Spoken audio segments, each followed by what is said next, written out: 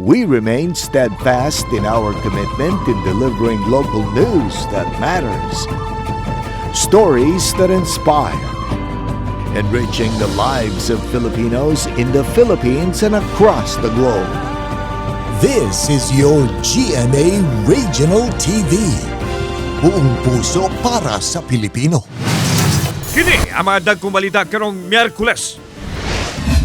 Way pagpaborot sa presyo sa may ekipong nga gamiton sa palarong pambasa 2024 matod sa usa ka opisyal. Lalaking nangawat og wire sa usa ka truck na pusilan og nadakpan.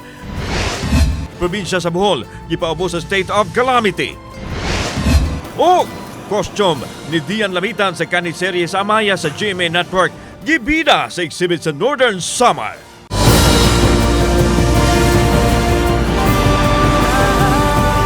Kini ang GMA Regional TV Balitang Bisdak. Mayong hapon na kini ang inyong GMA Regional TV Balitang Bisdak ang bugtong kasaligan. Kasandigan o kadangpan sa mga Bisaya nga maghatod sa labing dako mga nagunang balita nga mahinungdanon sa Central ug Eastern Visayas ug live dinhi sa GMA Complex sa Dakbayan sa Sugbo. Ako si Alan Domingo. Walay nahitabong pagpaborot sa presyo sa procurement sa mga kagamitan ug serbisyo alang sa palarong pambansa 2024 matod sa Acting Vice Mayor sa Dakbayan sa Sugbo. Sayra nato ang report. Mao kini ipadayag ni Konsehal Dondon Hontiveros, Acting Vice Mayor sa Dakbayan Sugbo sa midumaw nga kontrobersiya. Usa nini gitaho nga 21.9 million pesos nga portalit rental nga gamiton sa maabot nga palarong pambansa. Giklaro sa opisyal nga 18 milyones pesos lang ang gigahinini alang sa 478 ka mga portalit with portalit showers. Apil na ang mga personnel nga mag-maintain ini sulod sa 17 ka adlaw. Gipasabot niya gisundog lang nila ang gipatuman sa Marikina nga mas makadaginot sa anglit. Mahal kaayo ang presyo kung paliton kini. Mukabat sa 90,000 pesos ang presyo sa matag usa ka portalet kung paliton itandi sa abang nga makadaginot sa kwarta. Dito migikan sa Marikina, nag-benchmarking atong local school board in different departments. And gipakita gid ni Sir Mike unsay gibuhat sa Marikina. We ask the same supplier rice. In fact, mas barato pa karon 18 million na siya. Gihangop usab sa Acting Vice Mayor o sa masakop sa konseho ang pagsuspend sa procurement sulod sa tulo ka adlaw aron masiguro nga walay nalapas nga lagda. Nagkaistorya na usab matod pa sila ni Acting Mayor Raymond Alvin Garcia. Again, it would be unfair for acting mayor na iyaray padayon in not knowing all the details. Mo na kami sa our part, amo jud gipasabot sa iyaha. Kauban si Clover Lumayag, ako si Alan Domingo. Balitang Bisdak. Mga minor de edad nga mangawat sa mga paninda sa Tabunog Public Market, usa sa gireklamo sa mga stall owners sa Hibi sa Talisay City Police. Sayra nato detalye sa live report ni Femari Dumabog. Fem.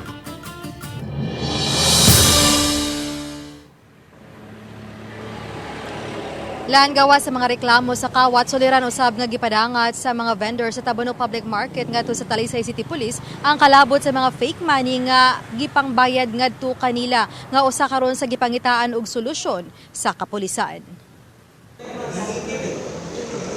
Sa pakigtagbo uban sa Talisay City Police ganihang buntag gipadayag sa usa ka vendor sa Tabunog Public Market kang Police Lieutenant Colonel Epriang Paguyod, hepe sa Talisay City Police, nga daghang mga minor de edad nga mangawat sa baligya niyang buwad o sa silingang mga mamaligyaay. Kami na kuan jud na nila nga nakita gid mi nga manguha gid sila kanang mga bataa. Inyong ikadlo nga posibleng disugo ikaw. Oh. Nga basin karon gagmay pa nilang ipanguhan basin sa sunod daghan na. Tungod niini mupahigayon og random operation ng kapulisan sa merkado sa adlawan ug magabii. Gawas niini makadangop usab ang mga mamaligyaay ngadto sa ilang task force merkado. Makigalayon usab ang kapulisan sa City Social Welfare Services kabahin sa mga minor de edad nga kawatan. Intel monitoring kami dito para to just track down yung mga personality na sinasabi nila at saka ibang modus. Samtang i-reactivate ang Talisay City PNP Command Center aron ma-monitor ang real-time nga lakaw sa mga pulis nga magpatrolya. Migamit sila og mga handheld radio aron mas paspas ang communication ug magiyahan dayon ang kapulisan sa dapit nga nanginahanglan sa ilang presensya ilabi na panahon sa emerhensiya o kriminalidad. Lakib sa konektado na unya sa command center ang alarm system sa mga establishmento. It is a deterrence ito, ma'am, kasi in the first place, kung naay alarma diha or naay presence ng police, madali lang tayo makaresponde, madali nating tatawagan sila. Kausap ko na rin si Mayor at saka yung mga other stakeholders natin, gaya ng mga Business Chamber of Commerce, yung Homeowners Association, na i-embed dito yung alarm system. Samtang mipadayag ang hepe sa City Toda sa ilang kaandam sa pag-abag sa kapulisan sa command center. Once ma-activate ng ilang command center, ang matabang sa City Toda, kay naaman ta sa halos mga daan, labi na gyud atong duol sa mga bangko. So once gani nga makadawat sila sa mga alarma, mo contact din sila sa City Toda para matawagan na mo ang personnel nga naa dito pag-verify, pag-confirm sa mga alarma. May nadistino na usab nga mga sakop sa scene of the crime operative sa Talisay City Police nga mo'y muresponde sa mga alarma nga mahitabo sa dakbayan sa Talisay City hangtod na sa lungsod sa San Fernando. It is a very advantage sa Talisay City Police na meron na tayong forensic group dito. So sa akin naman sa part ko, ay huli ako ng huli kung naay mga badlungon diyan na nagabaligyan ng illegal drugs. Patay mo sa akin kay hulihin ko talaga kayo. Ang mga kalambuan gihangop ni Talisay City Mayor Samsam Gulyas aron masiguro ang hugot nga pagpatuman sa peace and order sa dakbayan. Kami ni Paguyod, ni Sir Paguyod, pirmi nag-coordinate with each other, pirmi nag-text, especially sa mga kailangan niya, sa mga adlaw-adlaw na mga kailangan. So kung unsay mga priorities, kanunay man nagisuportahan sa gobyerno, labi na sa Mayor's Office. Lan dili pa man hingpit nga operational ang Talisay City PNP Command Center apan nakakatap na ang mas daghan pa mga pulis dunga na sa pag-reactivate sa mga police community precinct sa tulo ka mga strategic areas o dugangan pa kini sa bukirang lugar. Lan? Okay, daghang salamat. Femery Dumabo.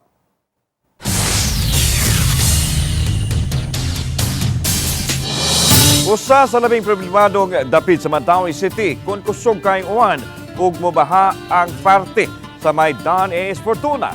Nagtambayayong karon ang DPWH ug ang City Hall paglimpyo sa mga kanal ug drainage sa palibot. Ang report ni Nico Serino. Tuyong gisud ni mga personnel sa DPWH Maintenance Division kining gibuksan nga manhole o culvert sa may Don A.S. Fortuna. Mano-mano nilang gilimpyuhan ang ilawom, gi-clear ang agianan sa tubig gikan sa silt nga napondo. Ug aron mas mapadali ang trabaho, gigamit ang vacuum truck sa syudad aron suyupon ang napondo nga tubig ug lapok sa ilawom. Ang gihimo sa taga DPWH ug Mandaue City Engineering Office kabahin gihapon sa pagpangandam alang sa ting-uwan. Ubos sa Task Force APAS o atong problema atong sulbad, gilibot ang kabaranggayan aron paglimpyo sa mga kanal, drainage ug kasapaan. Sige, anginan mo kada are kada limpyo habuhan ana. Habuhan ako ni limpyohan. Saan yung problema ni sir? Yung ang sagbot niya nga kanang mga kahoy are mo nasabikan diri sa sod. Ang maong dapit sa AS Fortuna, usa sa labing dali nga mabahaan kung kusog kaayo ang bunok sa uwan. Gani sa makadaghang higayuna nga lisod maagian kining maong karsada kay taas kaayo ang baha. Matod sa City Engineering Office, dili ra maong dapit sa creek ang ilang gitrabaho. Sa unahan gilimpyuhan usab ang outfall sa tubig pagsiguro nga walay makababag ug free-flowing kini. Dakit naman kayo nga channel boy. Siyop lagi ang mabilin diri masuspend muna tong kwaon every now and then. But karon simultaneous ta naa sa likod sad. May chance dito nga naay basura. Nasa tayo sa vacuum truck dito. After diri ang sa dito. Uban ni Rod Prado, Nico Sereno, Balitang Bisdak. Pipila ka mga patigayon sa Lapu-Lapu City apektado na sa gipatuman nga rotational brownout. Samtang NGCP mipasalig nga hayan sa unang simana o bagkahay kaduhang simana sa Hunyo. Hingpit na maayom-ayom ang naigo nga kable o wa na ipatuman nga rotational brownout sa Mactan Island. Si Loan Mirondina sa report.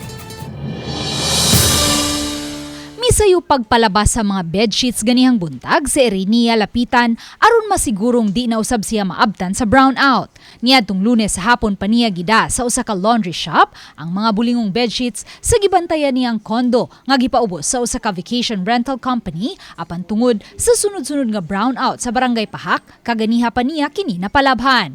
Matod ni Erinia, may guest unta sila kagahapon apan kay wa malabhi ang mga bedsheets ug habol. Wa na mo dayon ang ilang guest. Malipay pud ako nga kung amo na guest para pod na kanang kung mo check out na ang guest so nasad ko'y trabahoon. Nasad ko'y income. Apektado usab sa sunod-sunod nga brownout kining usa ka water refilling station nga nahimutang sa boundary sa barangay Pahak ug Maribago. Busa gikalipay nilang wa matigayon ang naunang abiso nga gipagawa sa MECO sa ipatubang rotational brownout sa dapit kaganihang buntag. Apektado kay mi. Ug way kuryente.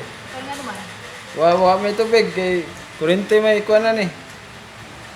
Basta way kuryente ari mo agas tubig. Di may ka process. Og mineral.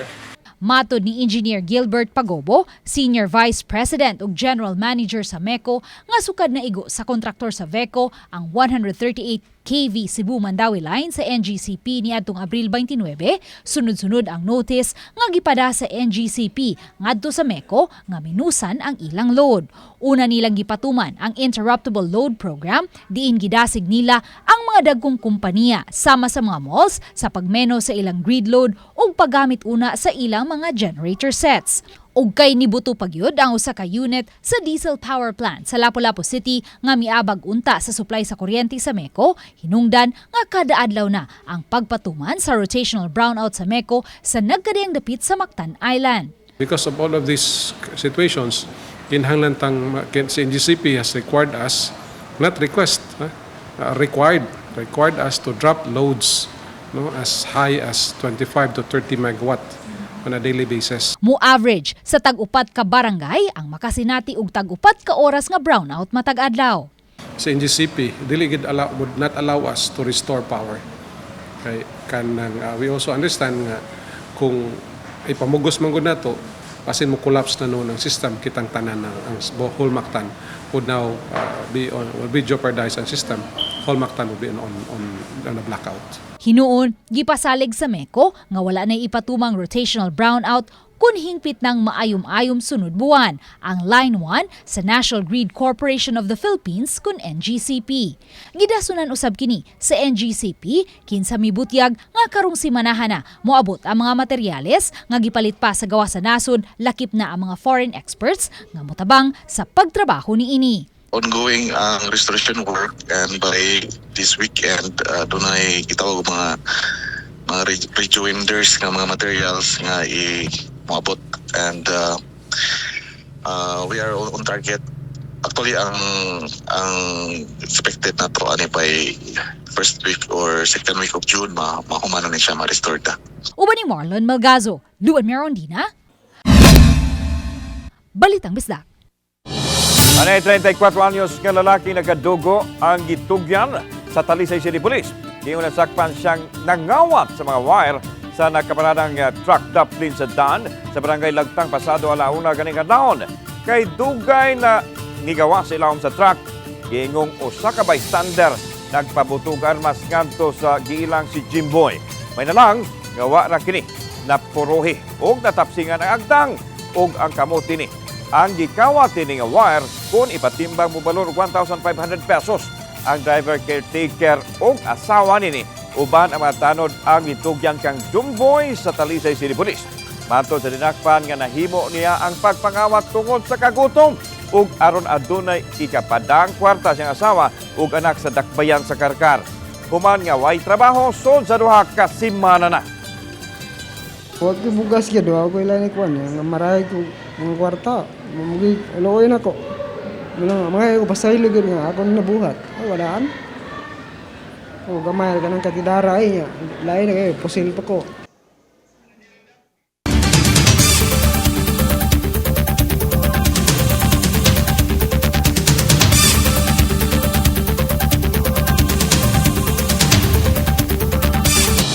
At tangi! Usa ka laki nagbuhat og malaway sulod sa usa ka mall gipangita karon sa kapolisan. Tanahon ta ang costume sa GMA Network ka serye nga amaya nga gibida sa exhibit sa Northern Samar sa pagbalik sa Balitang Bistak.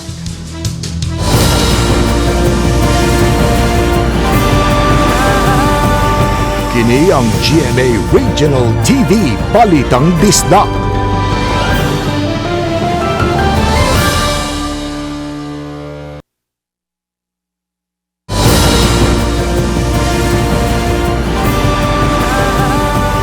Kini ang GMA Regional TV Balitang Bisdak. Dump truck kay karga unta sa barge sa Tampipor sa lungsod sa Amlan sa Negros Oriental. Hapit mahagbong sa pantalan. Sa videong kuha sa usa sa mga pasahero sa barge, makita nga natugsaw na sa dagat ang luyumbahin sa dump truck.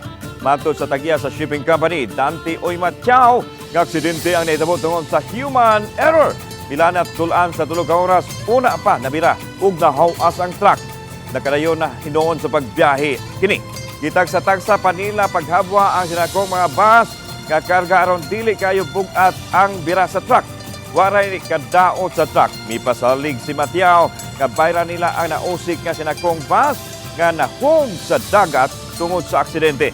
Samtang nagbutang og oil spill bombs palipot sa barge aron pagsiguro nga why oil spill. Dugang ni Oy Matiao nga dugang mitigating measures ang ilay patuman aron kalikayan nga mahitabo ang samang insidente.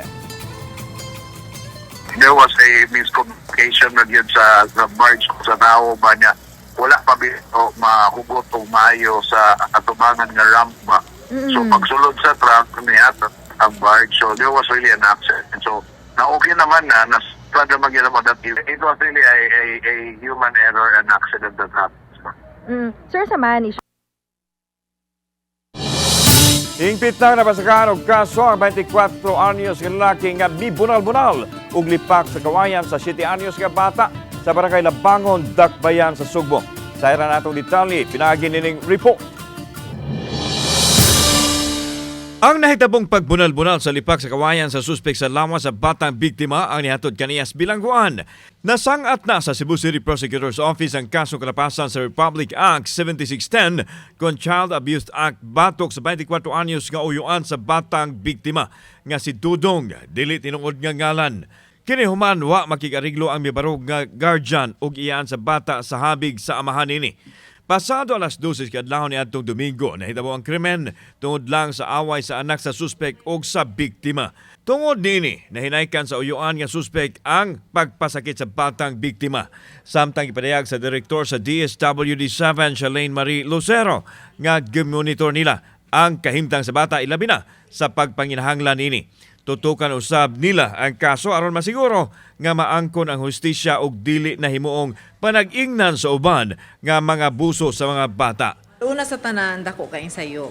No? Kay naambay tay balaod nga nagprotect sa mga bata under the child abuse law. Kinahanglan dili jud nato dapatan or maghimo tag any forms of abuse sa atong mga kabatanunan.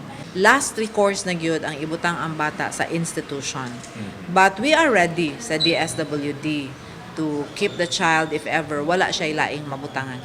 Ang bata kasamtangang giatiman sa iyaan nga tuwa sa lungsod sa Konsolasyon kinsa maoy nominal complainant sa kaso. Samtang padayon nga wa muluwat og mamahayag ang suspek sa sala nga gipasangil pato kaniya. Kauban si Clover Lumayag, ako si Alan Domingo. Balitang Bisdak. DILG Lapu-Lapu City wapay na dawat nga dokumento kabahin sa appointment ni Lapu-Lapu City Mayor Jonard Ahong Chan isip chairperson sa Regional Peace and Order Council kon RPUC. Niatong Lunes, ibaybaon sa Presidential Communications Office. Pinagi silang social media post ang pagkatudlo ni Chan sa nasong katungdanan. Wa pa usab muluwat og pamahayag si Chan kabahin ini kay wa pa siya makadawat og kopya sa iyang appointment. Wala siya specific date as to when, but once makomply niya ang requirements sa pag-assume na niya, like one of the requirements is to take his oath, then pwede na siya maka-assume then and call for a Regional Peace and Order Council meeting. Samtang ang DILG Region 7 pabilin pausab nga takom sa nagawa sa social media nga kopya sa suspension order ni Chan nga giluwatan sa ombudsman. Sa pikas bahin, lakip sa gipagawas nga pahibaw sa Presidential Communications Office ang pagkatudlo kang Arianiel Mariap isip miyembro sa Lapu-Lapu City Council. Si Arian ang mihulip sa nabakanting posisyon sa konseho siyang amahan nga si anhing Councilor Nelson Yap nga mitaliwan ni atong Enero 1, 2023. Apan wa pa endorsement nga nadawat ang DILG Lapu-Lapu City aron mohulip sa mitaliwan usab nga si Konsehal Eugene Espedido. Viral karon sa social media ang video sa usa ka hamtong lalaki nga nagduwa sa iyang kinataos samtang naa sa food court sa usa ka mall sa may Natalio Bacalso Avenue, siyudad sa Sugbo. Ang video kuha sa usa sa mga tinunan nga mihapit nga mangaon sa mall ug naaktuhan gyud ang gihimo sa lalaki nga nagduwa sa iyang pribadong partis lawas. Sekretong gibidyohan sa mga estudyante ang lalaki ug dihang mipauli na silang pinuyanan. Itug-an niya siyang amahan ug mausab ang nag-upload sa social media. Nakabot sa Carbon Police Station ang video ug nanawagan sa mga nakaila sa mga lalaki pagtaho kanila aron mahatagan og tukmang aksyon. Kasong unjust fixation o kalapasan sa Safe Spaces Act ang ipasaka patok sa mga lalaki. At tangi! Kostyum ni Dian Lamitan sa kaniadtong kapuso serye nga Amaya, ibida ta sa pagbalik sa Balitang Bisdak.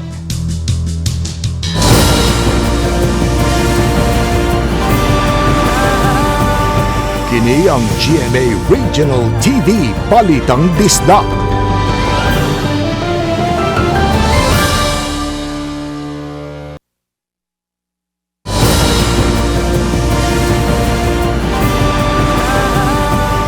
Kini ang GMA Regional TV Balitang Bisdak. Gideklara ato sa sesyon sa Bohol Provincial Board kagahapon ang tibok lalawigan sa Bohol ubos sa state of calamity tungod sa kadaot sa El Nino. Hapit 36 ka mga lungsod sa lalawigan ang direktang apektado. Maabot usab sa 100,000 ka pamilya kanang nabuhi sa panguma ang apektado sa Huaw. Matod sa Provincial Agriculture Office, moabot sa 421 million pesos ang kantidad sa danyos tungod sa El Nino sa sektor sa agrikultura ug panagat. Mo kantidad sa 420 million pesos ang danyo sa mga nananom sa 36 sa 48 ka mga lungsod. Mo kantidad usab og 757,000 pesos ang danyo sa panagat sa siyam ka mga lungsod. 7 ka lungsod usab ang apektado. Ang binuhi nilang kahayupan nga mo kantidad sa 432,294 pesos. O pagkadagkong irrigation dam sa Bohol na pakyas sa pag-supply og igong tubig. Matod sa Assistant Provincial Agriculturist nga may gihimo ang ilang buhatan aron mapuggan ang grabing epekto sa El Nino. In terms of our interventions, we have some, for example, for the planting materials, we are prepared for the planting materials, feeds, and also for the fingerlings of the affected fish pond operators in the province of Bohol, like the tilapia growers. Lakip sa tahas karon sa mga traffic enforcers sa City of Talisay. Traffic Operations Development Authority kon City Tuda ang pagbantay sa mga tao nga miagi sa skywalk ug sa ilang mga ginabuhat. Gipatuman kini ni Joy Tumula kang hepe sa City Tuda. Human may usa ka lalaki na bantayan sa traffic enforcer nga misaka og nag-standby sa skywalk sa lawaan uno sulod sa pipila ka minutos. Nakitaan siyang milingkod sa bar sa skywalk nga nakabalda sa mga traffic enforcer kay posible kining mahog. Dali dayon siyang gisita sa City Tuda ug sa disaster team. Gigpitan karon City Tuda ang pagbantay sa skywalk karon. Malikayan ang unsamang mga panghitabo.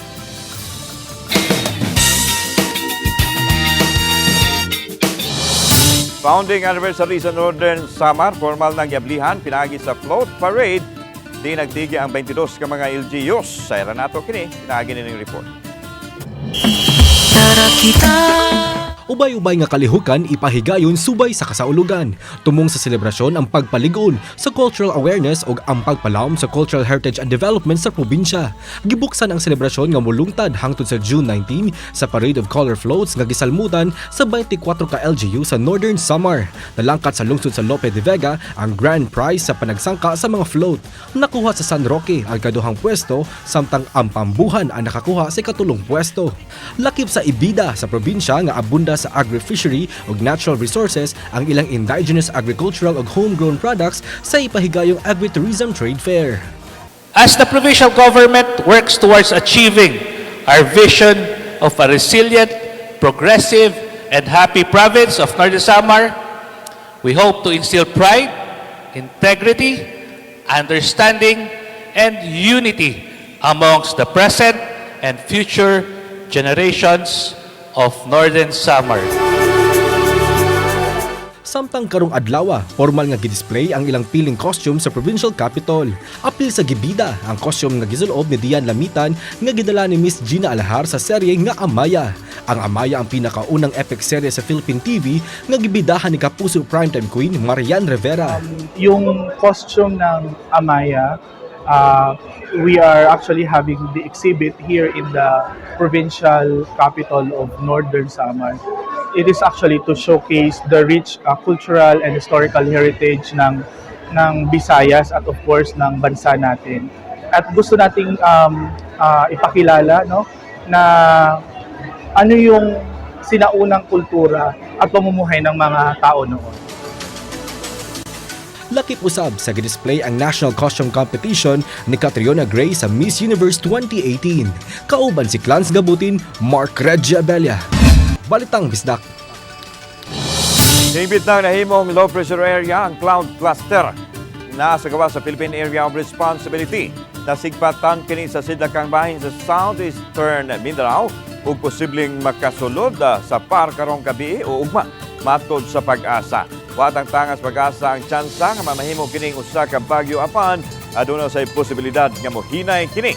Sa datos sa Metro Weather, posibleng uhanon ang pipila ka bahin sa Eastern ug Central Visayas, Samar, Eastern Samar, Leyte ug Bohol. Mubalor lulan o 1 milyon ka pesos ang nasakmit sa ginurahang illegal drugs sa Talisay City Police gikan sa 11 ka nadakpan sa 4 ka bypass operation.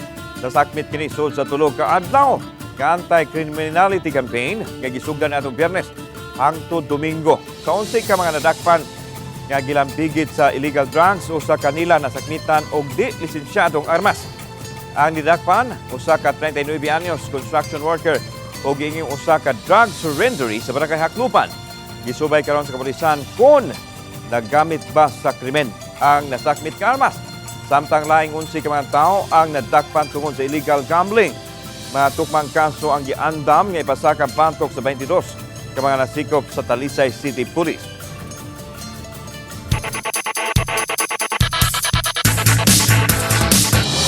Sa nagpadayo ang NCAA Season 99 Men's Volleyball, panigurohon sa AEC Generals nga mudaog sa Game 2 sa ilang Best of 3 Finals batok sa wapay fielding nga defending champion nga Perpetual Altas.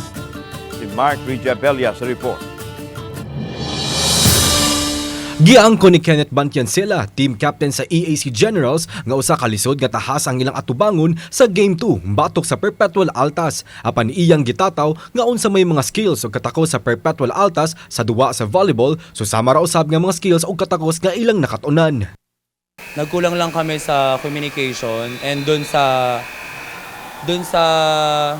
pattern na tinuro ng mga coaches namin sa training. Siguro hindi lang namin pinanghawakan yung system, kaya nagkulang kami din sa game and natalo kami. Bisan lahi ang nahitabo sa Game 1 sa ilang gipaabot, apan maisugo nilang atubangon ang Perpetual Altas. Ang best libero sa NCAA Season 98 sa men's volleyball nga si Bim Diones mihulagway sa Game 2 karong Domingo nga usa ka do or die. Ug nanaad siya nga sa final sa Game 2, no retreat, no surrender ang mga Generals. Yung moral naman po namin is andun pa rin naman po, still fighting hanggang dulo. Alam naman po namin na Perpetual is a beating team. Siyempre, gusto rin po namin silang matalo. And nang sa amin lang naman po kasi is nagtatry lang po kaming agawin sa kanila. When kailangan din namin talagang ibigay yung best namin para makuha namin yun. At ang iyang Game 2 sa NCAA Season 99 Inter Volleyball Finals karong Domingo, sugod alas 12 sa Uto, live sa GTV. Kauban si Clans Gabutin, Mark Regia Abella. Balitang Bisdak. Samtang, makita ninyo kini maong episode sa official website sa GMA Regional TV. www.gmaregionaltv.com. Pwede usab ninyong mabisita ang among official YouTube channel, GMA Regional TV, ug i-click ang subscribe button. Alang sa labing init nga balita, gikan sa mga rehiyon tungod sa GMA Regional TV Local News Matters. Kami ang GMA Regional TV Balitang Bisdak. Kinatibok ang pwersa sa mas dakong misyon o mas halapad nga pag-alagad sa nasod. Mayong hapon, mga kapuso.